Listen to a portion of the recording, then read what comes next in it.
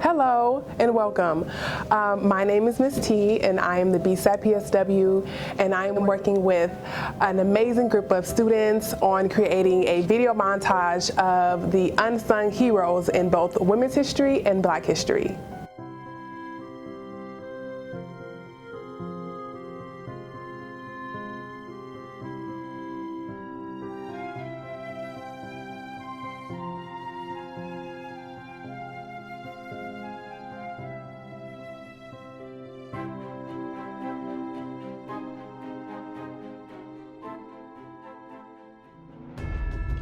All right, Madam C.J. Walker. Madam C.J. Walker was the first Black female millionaire to earn her fortune on her own hair care line designed for Black women's hair.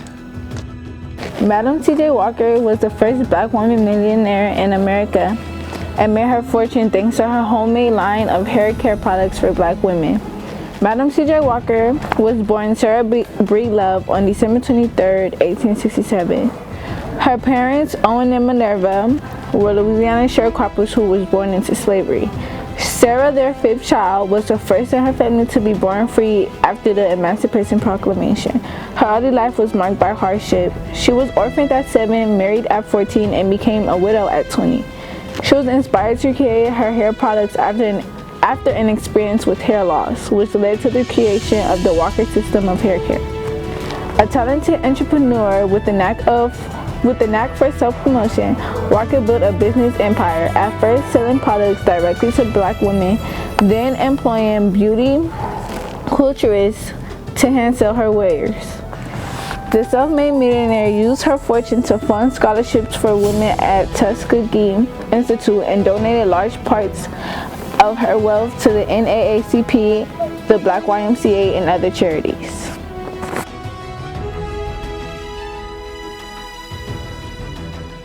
Elin Ocha. Elin Ocha was the first Hispanic woman to go into space in the United States of America.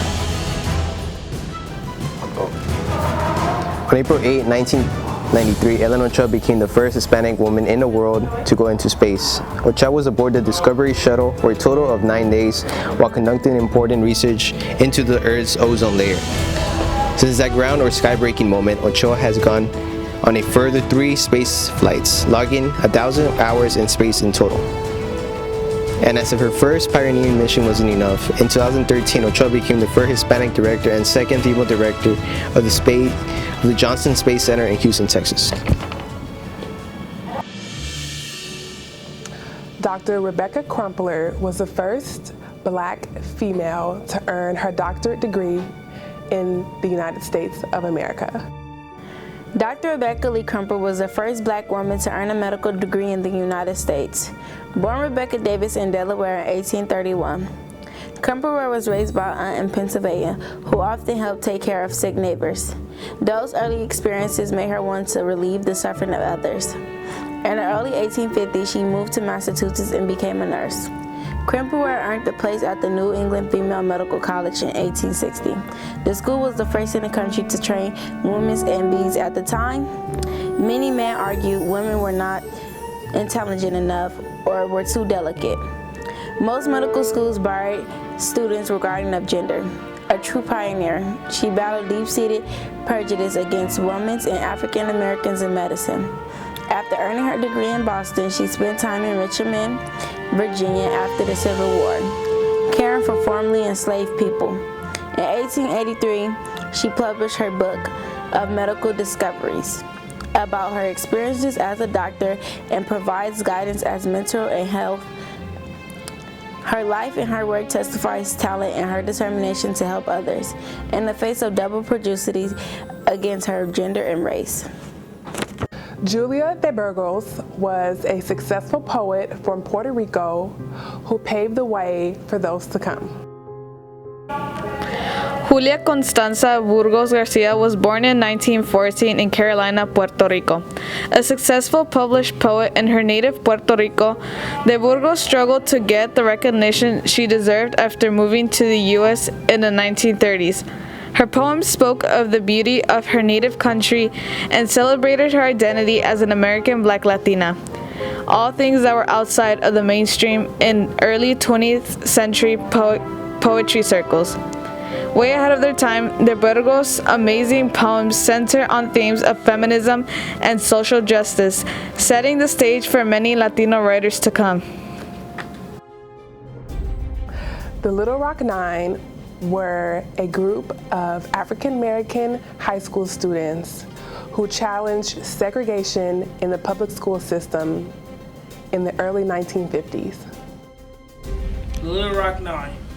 The Little Rock Nine was a group of African American high school students who challenged racial segregation in the public schools of Little Rock, Arkansas, in the early 1950s during the summer of 1957.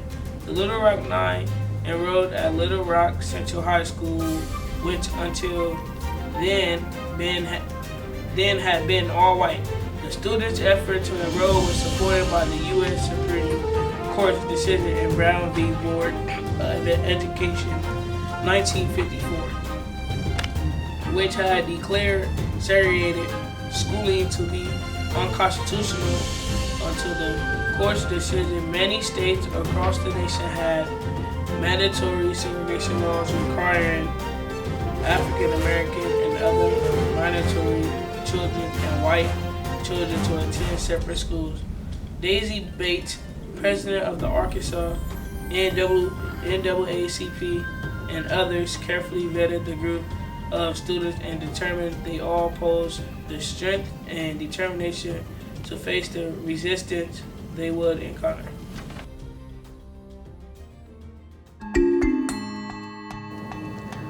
Sojourner Truth was an American abolitionist and women's rights activist in the early 1800s.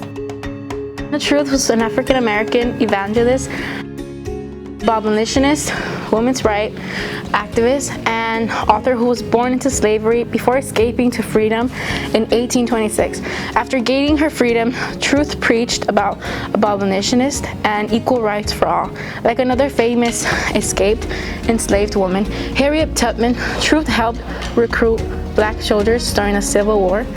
She worked in Washington, D.C. for the National Freedom Relief Association and rallied people to donate food, clothes, and other supplies to Black refugees.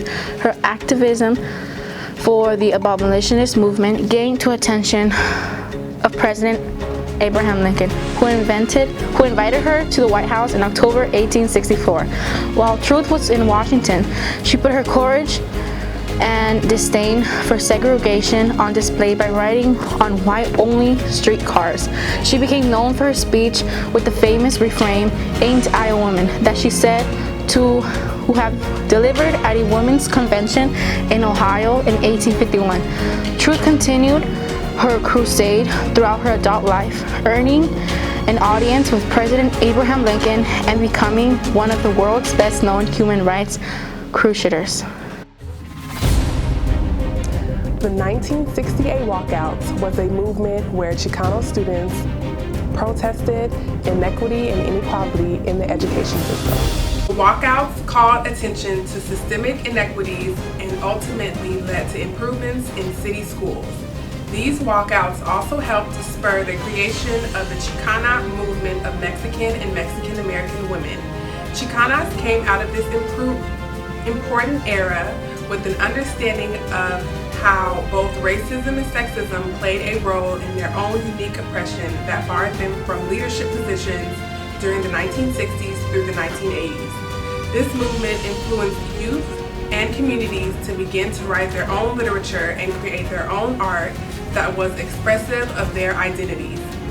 These pieces of literature and art inform today's Chicano scholars and improve the understanding of the Mexican American and Chicano culture.